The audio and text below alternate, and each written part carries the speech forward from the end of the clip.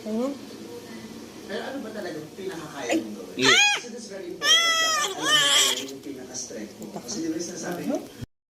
Si Papa, pait ka dyan ng pait. Yung ulo ang... Kailangan na lang. Inumin naman ng gamot.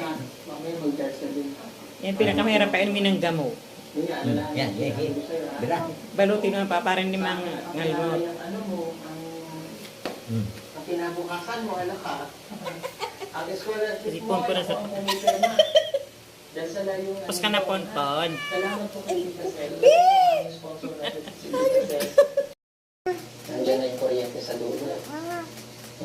Ayun na mga. Pag hindi po may ilang nanay mo na doon ka mag-aaral, siya ang pag-aaralin ko doon. Kita mo?